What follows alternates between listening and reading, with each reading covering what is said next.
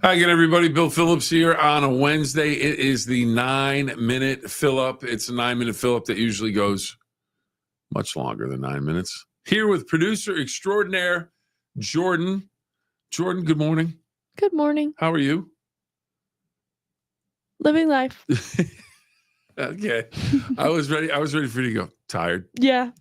That's a constant for people that work on the morning shift when we get here. And this week has gone very slow. Why has it gone so slow? I don't know. I just feel like it needs to be Friday already. Well, aren't we always in that mindset? Always needs to be Friday. Well, anyways, the weekend's coming. And it could be if you're looking for extra sleep, this could be your weekend. Oh, it is because it's supposed to rain and be kind of gray and cloudy all weekend. So it could be the weekend for extra sleep. Now, you never sleep on Valley Converting because they bring us the 9-minute fill-up. We can't thank them enough. Mike Biasi and the crew in Toronto, Ohio, the Gem City, T-Town. And I mentioned earlier this week, I was at a wedding this weekend with Mike and Kayla and Milena, two of his daughters. And we were talking about T-Town, and someone asked, why is it T-Town? Why is it the Gem City? And we said, because of the riverboat captains back in the day, they could get all of their product there, drop their product off. So they called it Gem City because it's so convenient. So anyway, speaking of the Gem City, it's convenient for you to bring your paper products up there for recycling. They will take care of you. Every piece of paper has a story. What if that story didn't end when you were done with it? At Valley Converting, we turn your old paper products into recycled paperboard, continuing the story. Locally owned and operated in Toronto, Ohio, bringing your paper to Valley Converting isn't just about recycling. It's about supporting a cleaner, greener future for all of us. We are here 5 days a week to help you make some green by going green. And remember, recycle for your future. Again, thank you to Mike and his crew in Toronto. If you have paper products you need recycled, please give them a call. They will take care of you. One of the things we're going to talk about today, I have a whole list of things. A bunch of different things on this April 2nd, which is a Wednesday. April 1st was a Tuesday, and unfortunately, a day that we lost Val Kilmer.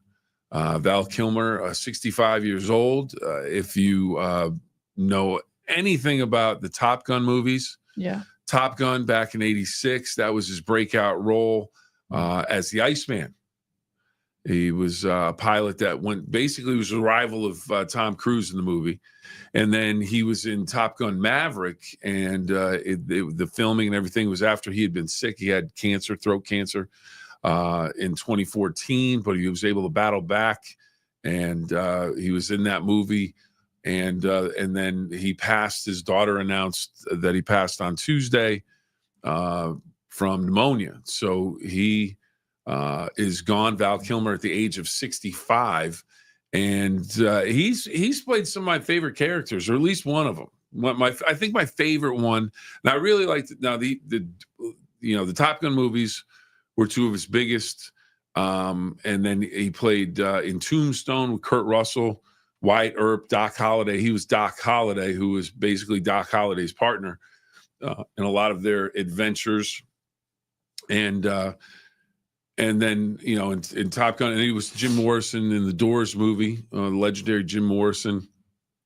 And Meg Ryan was his co-star in there. And there was a big scene when he basically told her that she was his muse. He would, his girlfriend, and he would just think of things to write them musically and everything. And Val Kilmer became a top star in Hollywood.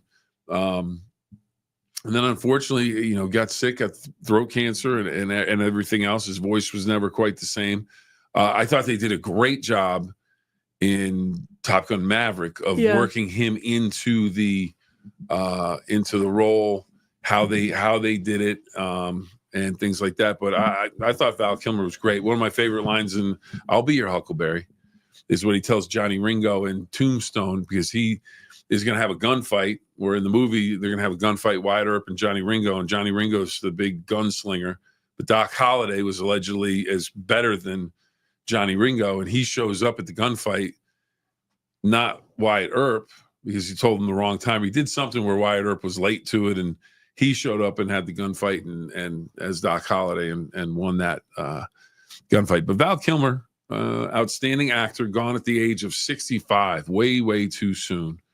But he left some great roles behind. And speaking of Doc Holliday and Wyatt Earp, got me thinking about this. I watched on Netflix. If you're looking for if you like the Wild Wild West, if you like history and kind of unvarnished history, not the Hollywood history of Wyatt Earp. It's a documentary. It's a 6-part series.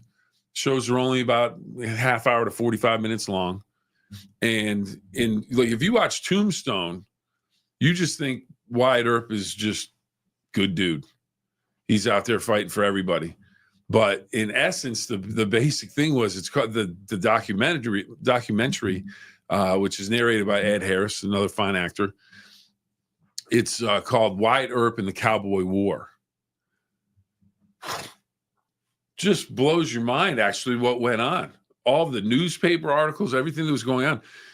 Wyatt Earp, they had the gunfight or the shootout at OK Corral, most famous shootout gunfight in Western history between Wyatt Earp and his brothers and Doc Holliday and the Cowboys, which was a gang led by Ike Clanton. This is real? Yeah, this is real. Ike Clanton. And basically it made national headlines in Europe, where J.P. Morgan, the big financier, was trying to get a loan to buy the railroads from some English muckety-mucks, like a Duke or something like that. And it made the headlines. And all of a sudden, it turned into this war. And it was a vendetta for Wyatt Earp to go and avenge his brother's death from the gunfight. And so all of a sudden, you in the movies, you're thinking, Wyatt Earp didn't do anything wrong. He was the victim. He was in the actual documentary, and they have the newspaper articles and everything that was written and the whole deal. The president had to get involved in terms of how they were going to get. Chester Arthur was the president at that point, had no pull, and but it was very, very interesting. You're still rooting for Wyatt Earp. You're still like, okay, and then some of them that basically say he actually, through the movies, got his rewards in terms of people thinking he was, a good dude. But they said he was definitely not completely innocent, and he was a very complicated guy. He did some really bad things, and he did some really good things. But very interesting. So on Netflix, Wyatt Earp and the Cowboy War, narrated by Ed Harris. Basically, you get a different look at the Wild Wild West, but very interesting show. Six shows, about a half hour each.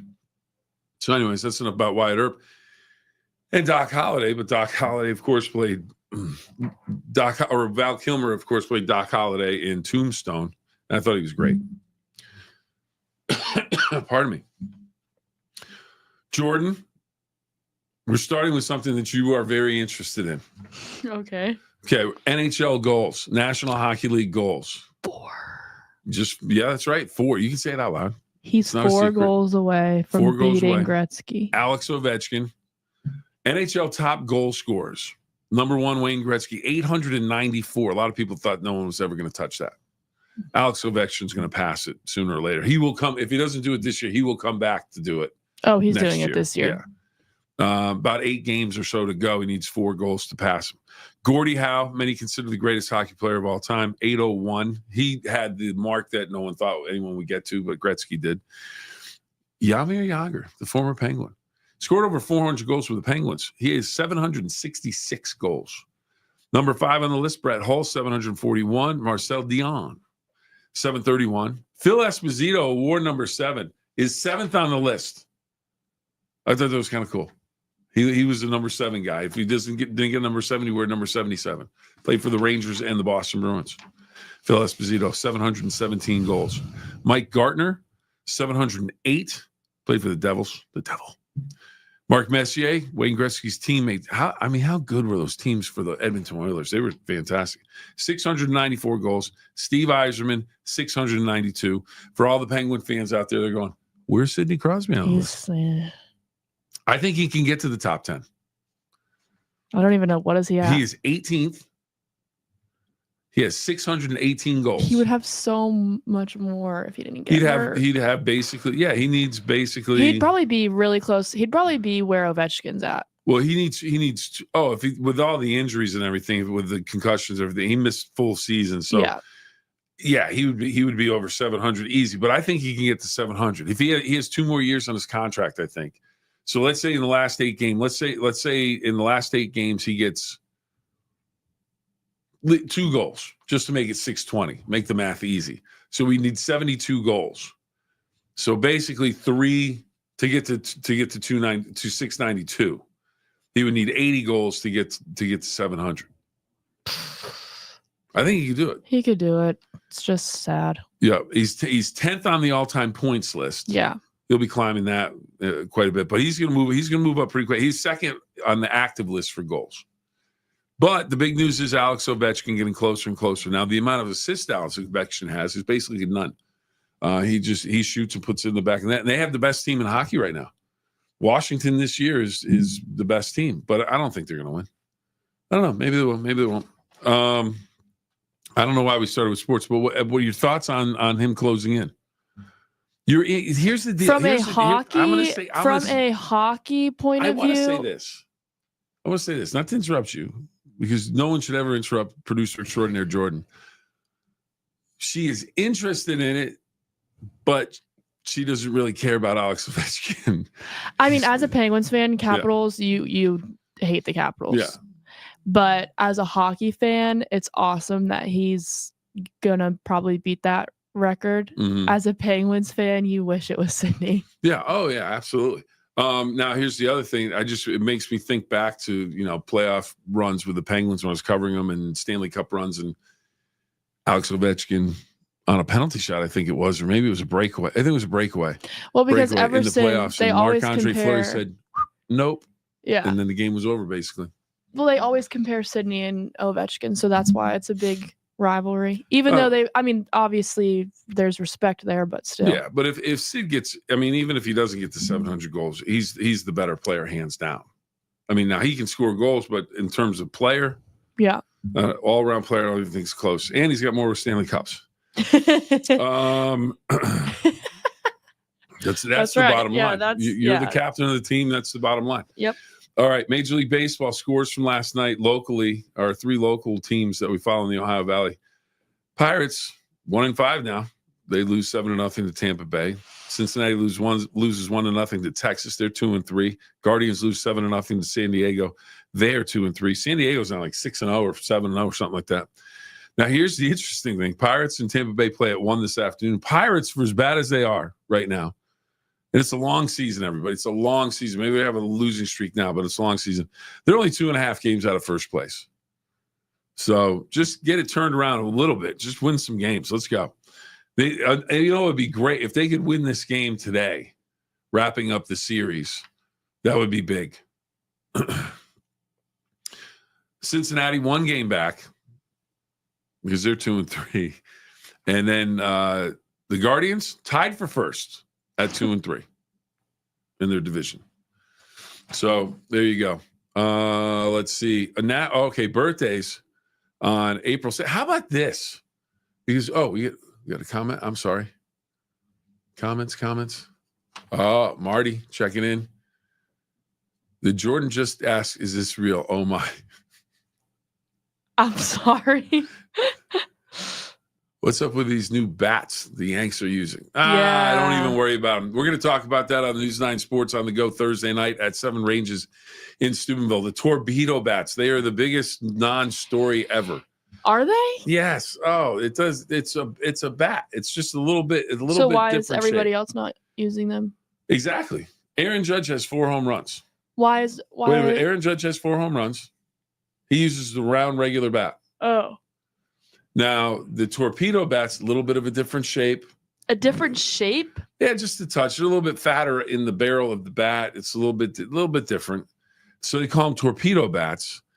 And the big deal was in the Yankees opening series against Milwaukee, they had a bunch of home runs. Hit a bunch of home runs. And Jazz Chisholm He's the second baseman for the Yankees. Hit 3 home runs against the Brewers on the weekend. He uses a torpedo bat. Shortstop hit a home run. He uses a torpedo bat. Well, then other teams should try them. Well, guess what? Other teams are trying, but here's the deal. I watched the game last night. Everybody's talking about the torpedo bat. Maybe the Brewers pitching is just awful. Because last night they played Arizona and faced one of their top pitchers, and Jazz Chisholm, who hit all the home runs, 3 home runs the other day, struck out 3 times in a row to start the game. Same bat, same hitter. Well, placebo. It's one of those things. It's like, okay, well, guys, it's all in your head. Yeah, it's it's something for the media to talk about. It's really not that big a deal. If Barry Bonds was getting 1 strike to hit a game and he can hit it out with the regular bat, do you think he really needs the torpedo bat? No, it's just operator error. But yeah, we'll talk about that tomorrow as well. Ooh, Marty's going to be in the crowd tomorrow at 7 Ranges, starting at 7:00. You can catch it on the WTOV 9 YouTube channel and at 9:00 on the News 9 Facebook streaming page. It's going to be a big show. It's going to be a big show. So torpedo bats. So there you go. But here are some of the. Let's see. Let's go here's the interesting. Yesterday we were reminded by John Michael. He had a trivia question about what celebrity entertainer died on April 1st. Back in 1984, and it was Marvin Gaye.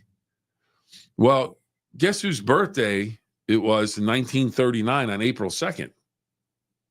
Marvin Gaye. Oh. So, that. So he died the day before his birthday. The day after. No, the day before. Yeah, day before. Yep. 1939 to 1984. Dubbed the Prince of Soul by some. Buddy Ebsen. Jed Clampett. On the Beverly Hillbillies. Had the cement pond, Granny out back, moved up packed up the truck and moved to Beverly Hills, that is. Movie stars, swimming pools. Part of the theme song. It's actually a pretty good theme song, very good. He was born in 1908, died in 2003. Jack Webb, who played Joe Friday on Dragnet, 1920 to 1982. Marvin Gaye, as we mentioned. Ron Palillo, Horseshack on Welcome Back, Kotta. That was a show in the 70s. My dad's roommate in high school, John Sebastian of the Love and Spoonful, tremendous musician, wrote the theme song to that show. And I said, well, what was he like that? And he goes, well, he was, he would sit in the room and play his guitar. He didn't do a whole lot of other stuff. He was so into his music. He did that. And then he went on to bigger and better things. Then Christopher Maloney on Law and Order SVU, Detective Elliot Stabler. So another birthday. So those are some of the birthdays. He's the only one that's still alive out of that group. Well, I would hope he's still alive. 1961 he was born. All right. And then here's a road that I used to walk on down at the University of Miami because it ran past the school, Ponce de Leon. Spanish explorer, first European to reach Florida, looking for the Fountain of Youth. 1513. The Fountain of Youth. 1513. Long time ago. Then, how about this one? Woman power, girl power, whatever you want to call it. 1931, 17-year-old Jackie Mitchell strikes out Babe Ruth and Lou Gehrig in an exhibition game. 17-year-old girl, Jackie Mitchell. Wow. So, yeah, how about that? That's pretty impressive. 1931. Okay, now here we go.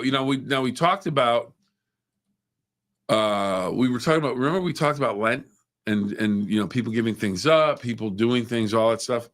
Well, you know what? Be a little bit nicer. We talked about that, 2% nicer. Well, today's a good day to be 2% nicer against someone that you might not like because it is National Reconciliation Day. Repair relationships. If you got a relationship that's on the rocks or maybe somebody that you haven't gotten along with, or maybe you had an argument a long time ago and you don't talk anymore, but you're like, you know what? He's a good guy. She's a good girl, whatever. I don't know. And you want to repair it. Today's the day. I didn't know April 2nd was that day. Nope. No? You just You're- gotta let it be. Really? There's no hope? You just let it go. No Let it reconciliation. go. Cut them loose. Send them into the ocean. Just let them find If you their way. love something, let it go. If it returns to you, it was yours. If it doesn't, it never was. Right? Yeah, but what if it's just like a friend of yours and you're like, yeah, it was a stupid argument. Let's get to, If they're gonna they're going to argue, they're out. All right. But it's National Reconciliation Day. So, if you want to, reconcile. Or at least just call and say, hey, how you doing? What's going on? All right. Today is National Walking Day. Get out there and walk for 30 minutes. And it's also National Ferret Day. I don't know why that's even a day. Oh my God. But National Ferret Day. And but here's the big one. I was gonna say you're forgetting them. Here's the big. Oh no, I haven't forgotten. National Peanut Butter and Jelly Day. National Peanut Butter and Jelly Day. I have to give a shout out to my man Jack Klingensmith, photographer that I worked with at WPXI. I would always make my peanut butter and jellies. Peanut butter on one side of the bread, jelly on the other side of the bread. Just put them on together. All good. He explained to me, he goes, no, put the peanut butter on both sides of bread, jelly in between, because the peanut butter keeps the jelly from soaking into the bread, making it soggy. He was right on the money. Right on the money. I'm like, man, what was I thinking? Peanut butter jelly time. Yep. What's the commercial for T-Mobile with Snoop Dogg? That's like peanut butter on jelly on gold. So there you go. So National Peanut Butter Jelly. Okay, here's the deal with the peanut butter and jelly. Marty, what's your favorite flavor of jelly? And do you go crunchy or creamy? That's peanut butter. What? What? What kind of peanut butter do you like? Crunchy or creamy? And what kind of jelly? What you need a nap. Jordan is Crunchy jelly. Jordan is punchy. She is punchy right now. All right, Marty's going with crunchy peanut butter. Yeah. And grape jelly. I'm going crunchy peanut butter and no jelly. You're not a jelly fan, really? We've talked about this before. Yeah, I know, but I'm still stunned and amazed. All right, so now the average American, other than Jordan, but she's not average. She's producer extraordinaire. So let's get that straight, right? Average American eats over 2,000 peanut butter and jelly sandwiches by the end of high school. I'm sorry. Who are they surveying for this? I don't know, but in my house, that is insane to me. In my house growing up, there's peanut butter and jelly every day on the brown bag. It was like, here you go. Well, then they surveyed your house. They didn't survey my house because I would have had more than that. And I'm sure what they do is they probably take the number of school days a year. If you average having peanut butter and jellies 3 times a week over that many years, it averages out to whatever. 3 times a week. I don't know. I'm making them numbers. If you're having PBJ, aren't I'm you breaking having it down every day? scientifically. So, anyways, I think I would have been way over 2,000 just because that's what we had all the time. Judy's checking in. Judy checking in saying creamy peanut butter with grape jelly and a banana on it. Wow, that's strong. Judy with the move of the day right there with the banana on it. If you're doing that, you would just do peanut butter and banana, not jelly also. Yeah, a lot of people like peanut butter and banana. Yeah, okay. Can't argue that. The Colonel loves his peanut butter. You know what I like? Peanut butter pie. Oh, yeah. Oh, a little chocolate peanut butter pie. I know Reese's makes one of those. That is get a homemade one. Jordan, could you do me a favor? Please? What? Can you get Jamie Baker? I don't want to holla. We're going to bring Jamie Baker here, and then we're going to talk one more thing about the peanut butter and jelly. All right, so the peanut butter and jelly, here's something that I'll have to get Jordan's opinion and Jamie's opinion on it as well. But peanut butter and jelly sandwich, Olivia Zinn today during the morning news said, grill it. I can stay off camera, right? Oh, yeah. You can sit there. What I haven't done my hair or makeup yet. I don't want to scare anybody. Jordan, do you want to get on the other microphone? Okay. Are you good? But I need your opinion on it, so you might have to shout. All right, so we're talking about Jamie Baker's in here along with producer extraordinaire Jordan. So we were talking about peanut butter and jelly day today. Okay. Okay. Are you a peanut butter and jelly fan? I have my current hyperfixation is melted peanut butter on a toasted bagel with banana. I'm not a jelly girl, but I literally have that for lunch today. Okay, well, then you guys are together on this. She's not a jelly girl either. Yeah. Okay. So, but anyways, Olivia's in this morning. She said, hold the presses, go with this. I might do it tonight for dinner or lunch today. Peanut butter and jelly grilled, like a grilled cheese sandwich. That would be interesting. Didn't you used to make those over like campfires? I never did. I feel like we did that. But she said, she goes, she just says, now don't try and make it like, okay, you butter one slice of bread, put that in, then you're trying to put everything in while it's in the skillet. She's like, you got to do it ahead of time. Then you put the butter on it. And she says it's great. You know what I bet's really good? Instead of jelly, peanut butter and Nutella. Ooh. Or peanut butter and marshmallow fluff. Peanut butter and marshmallow fluff would be delightful as well. I've done that. Oh, I don't know. The only thing about the peanut butter and fluff, I think the fluff would get red hot. That would be. Well, I bet you it would also, like, you wouldn't be able to open your mouth. You'd be like a dog when you give a dog peanut butter. It's like they have the cone of shame on. They can't. I can't lick my shoulder because I get the cone of shame and peanut butter in my mouth. It's like, I can't get there. How does it go? I can't get there. Oh, I don't embarrass easy. I'll do just about Neither anything. do I. I think that's why we get along so well. So, the reason, as we wrap things up today, the reason that wait a minute. Oh, there you go. Marty checking in with Jamie with 5 exclamation points or 6? 5. Marty Medovic. Oh, Marty Medovic. That's my guy. Oh, no doubt about We it. love He's Marty everybody's Medovic guy. around here. He's everybody's guy.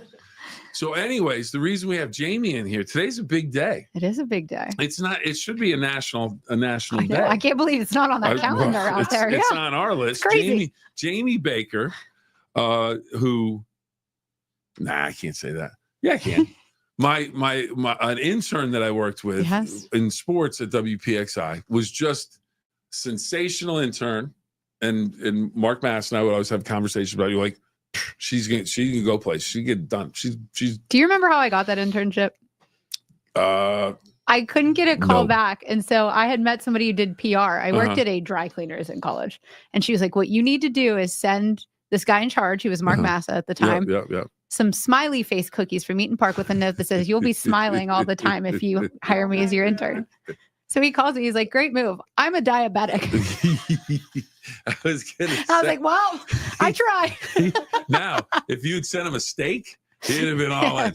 He'd have been all in. Because I'll tell you what, my man Mark could eat a steak like nobody's business. You look over, he's making dinner, and it's like, you're like, what are you having? He was, I had a steak and some rice. And he would have a steak, cup of rice, cup of veggies. Then at lunch, had a sandwich, a specific number of pretzels, piece of fruit, and like a yogurt or something. It was always the same, but it's good for him. He was, but he was. All right, now this is totally off track now, but it's just a great. I almost cried. And you know me, I don't cry at anything. No, never. Rock. Yeah, you're not emotional at all. So, anyways, Mark Massa grows up in Pittsburgh. He is a diabetic, as you mentioned, and he loved watching hockey. And he read an article about Bobby Clark, who was drafted by the Philadelphia Flyers. And one of the things in the article was that Bobby Clark was a diabetic. So he becomes, as 6 or 7 year old, whatever he was at the time, instant Philadelphia Flyers fan, living in the city of Pittsburgh, because Bobby Clark has diabetes and he's his guy now. Yeah. So, we would go to cover stuff in Philadelphia, or the Penguins we playing in Pittsburgh and everything. And he was, I would love to meet him. Would love to meet him just to thank him for everything. See, now I'm gonna, I can't talk about it. It's so good. There we go. So, anyways, we're in Philadelphia. I think it's a regular season game, might be a playoff game. So we're sitting up in the press box, and I see Bobby Clark in the little walkway behind where all the seats are, and I'm like, Mark, it's Bobby Clark. He jumped up like a shot. He was like, He runs down, goes behind the seats, goes over. All he wanted to do was thank him for being an example for him that I can do things that I want to do. I don't have to be held back. And I just sat there and was like, I'm getting, crying in the press box. Oh yeah. I'm like, nobody cries in hockey. Nobody cries in hockey. And Bobby Clark was actually like Mark Kluter jumped in front of him, and he was kind of Bobby Clark. Hey, what's going on? And then when he told him, you could see Bobby Clark was just like, oh man, that's awesome. So that was is pretty awesome. Cool. But yeah, the smiley cookies, but you didn't know. We tried. But if you send them a steak, I mean, in theory, it was a great idea from that woman. It's a great move. Okay, so now back to why Jamie is in the room. And this is why we get along so well, because we just tell stories and have fun. But this is year number 7, your anniversary year at WTOV 9. I started WTOV 9 on April 2nd, 2018, which seems like a lifetime ago. It does seem like a lifetime ago. Yeah. It really does. And I came back basically the new year of 2017. Yeah. So we've been working here together for a while. We have. And you were one of the people I talked to when I was considering, because I'd done sports for 8 years. I just turned 30. I was talking about a career change. I'm fearing right now whether or not. No, this is great. You were the one that was like, it's not as scary as you think it's going to be, making that switch from sports to news. Mm-hmm. And you were kind of, my fiance well, and my fiance, then my brand new boyfriend at the time, was just like, if you're going to be able to trust anybody, it's Bill Phill-Up. And we've had Tim Benz, if I can say that. He's a media superstar in Pittsburgh. I mean, he does literally everything. Yeah. Yep. Writes for the papers, Never on the stops. radio, does television. I mean, does the man sleep? No, we have to have conversations about it because he just turned 50 last year. And I'm like, you gotta chill a little bit, my friend. He's a puppy. He's just getting started. But yeah, so it's I can't believe how quickly it's gone. I know. But it's one of those things where you've been sensational. Thank you. You lead. You're one of, if not the leader of the newsroom. We try. And you are a teacher. You're a great reporter, great anchor, but you're also a teacher for a lot of people that are coming in and maybe this is their first job. This is their first opportunity. And they maybe they're still building that foundation. And I can't think of anybody better than you to help them find their way. And you've done that. And so I wanted to congratulate you on your anniversary, and also let you know you're absolutely sensational for this place, and you're sensational for people that are learning their way, because you're willing to share this is what we need to do to make it a good story, to make it a balanced story, a story that is showing both sides of the issue. So congratulations! I appreciate that on your anniversary. And any thoughts on 7 years? I was kind of thinking about it when I was on my run this morning, because I try to think about things so I don't have to think about the fact that I'm physically working. But it is what I mean. I had started dating Tim 2 months prior to starting the job here. So here we are 7 years later. We're 2 months from getting married. Okay. What took him so long? That is the question. That is the $1 million question. Hey, Tim, if you watch this, I'm just throwing that in for comedic effect. I just wanted to throw that in there. Oh, look, to end of May. So we hit 8 weeks on last Saturday. Oh, wait, so we're closing in. Yes. Yes. But yeah, so I went from, a new relationship to getting married. I went from being an aunt to one niece to being an aunt to, I will have my third niece born in 2 weeks and a nephew. Yeah. We've gone through 2 houses. I've become a homeowner. There you go. We went through a pandemic, which was, it's 5 years ago. Still waiting for the Pirates, Penguins, and Steelers to do anything since I left Pittsburgh. I know, Bill. We both got out of sports, and we've doomed Pittsburgh athletics. I think we need to go back and say, but lots of cool trips, covered so many stories. It's the people. What was your favorite? What has been? Maybe not your favorite. Well, your favorite and maybe your most interesting story that you've covered, because sometimes the most interesting story could be just a little story that's not a big headline story. Yeah. I would say my favorite thing, when I was in sports, I didn't want to know anything about politics. Yeah. I still, quite honestly, when I get off the clock, I just tune out. But I have loved covering politics. Okay. I think because in a way, it is comparable to sports in a way. Very much so. Very much so. So I really enjoyed that. I've gotten to tell some really great personal stories of people, and I feel very privileged that people have trusted me with that stuff. Those will be the ones that stick with me, the stories of people who have overcome things, the people who need help, trying to be a voice for the voiceless when it comes to getting answers from higher ups. I will never forget East Palestine with the train derailment. I can tell you that I was up there field anchoring for a week, and we were waiting for our hits, and East Palestine resident came up too. It was me and our videographer, Craig Miner. And she just said, "Thank you so much for doing this. We need all the help we can get." And we were kind of talking about the train derailment. And Craig looked at her and he said, "How are you doing?" And she just burst into tears. And I will never forget that because you're up there. And I think when you cover stuff, you get into like work mode. And it was just the most humanizing thing I have ever seen on a story. And that's the stuff that sticks with you. The people, the people here are the best. Every time we have somebody interview for a job and they say, "Well, why have you stayed around?" The people. I love the people here. Up and down this river, some of the best people I know. And I just feel like super, super privileged that, Don Sloan and Tim McCoy took a chance on a girl that had no news background. And I think they asked me about you. I said, "She's pretty good." I started as a general assignment reporter in our Steubenville office.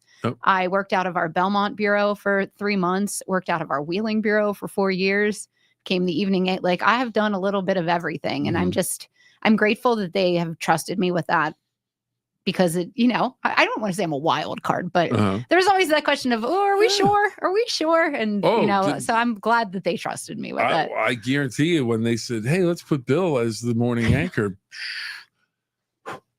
I know. Roll those dice. Let's see what happens. And fortunately, I haven't driven the show off the air yet. He says that minute 45 of the 9-minute Phill-Up. Marty says she's the best. Marty Medovic's my guy. Will up to spend time with you too. Absolutely. Because I think he's interested. I think Will's interested in getting into the TV stuff. I remember, that's another thing, 7 years. I remember Will Medovic being like a child. Yeah. And he's now in high school, and that freaks me out. The colonel may still be a child. Yeah. I mean, there's people here that, when I started working here, their kids were like in 4th grade, and now they're like ready to graduate high school. And that's like. When you were interning, Ian, when you interned with me at Channel 11, Ian graduated high school 2 months after I started. Yeah. So So now all of a sudden he works here. Yeah. He's directing the shows. Yes. And it's, and doing sales now. So if anyone has any advertising they'd like to do with WTOV 9 or any of the digital platforms that we have, please give Ian Phillips a call. You should. But anyways, just wanted to have you on. Thank you, Bill. And say congratulations. I love being with you every day. Oh, it's like the people in this newsroom that keep us coming back. We have to give a shout out to though? Paul Gianamore. God bless him. He just retired. I'll tell you what. You did a great job. You did a great job on that. It was good combo effort to get that party thrown, or that lunch. I don't know that I've ever been more stressed out than I was that day when more people kept showing up. I was like, we told them we had like 12, and there's like 22 people here. And then I'm going, and then Paul's here because there was. He was like, "Bill, we've got this story. News. I can't leave the newsroom. I can't leave the newsroom." I said, "Paul, get in the car. You're 2 hours from retiring. I need to take you down to Naples for lunch. Trust us." So then we walked in and he was like, oh, these people. So we gotta give a shout out to Paul because he was fun to work with. And now hopefully he's enjoying his retirement. But anyways, we have to go because we've now gone. Jordan's just sitting here unfazed by this because she's very used to it, but yes. 40 minutes. I'll say what Dawn says. Say goodbye, Bill. Say goodbye, Bill. All right. Jamie, Jordan, thank you. Valley Converting, thank you. Remember the 2 rules, everybody. Have fun and always try your best. And then without fail, we get some more comments right at the end. All right. Twig says, you both do a great job. Thank you very much. Thank you. Marty, not informed of the record time for the 9-minute Phill-Up. He's saying a new record. We haven't even cracked the top 3 at this point. At 41 minutes, I mean, we've gone over 50 minutes, I think, a couple times, but it's the 9-minute Phill-Up. It's the 9-minute Phill-Up. You never know what you're going to get. Oh man. Oh, now what is he? Okay. That's it. I can't see. That's why I was all right. All right. I got to go. 2 rules. Have fun and always try your best. We'll see you next time. That means tomorrow at 10 o'clock. We'll all be here. Maybe we'll all be on the air together, but hopefully you're here. Can't thank you enough for your comments. Can't thank you enough for watching. Greatly appreciate it. Again, greatly appreciate Valley Converting. Have a great day, everybody. We'll see you next time.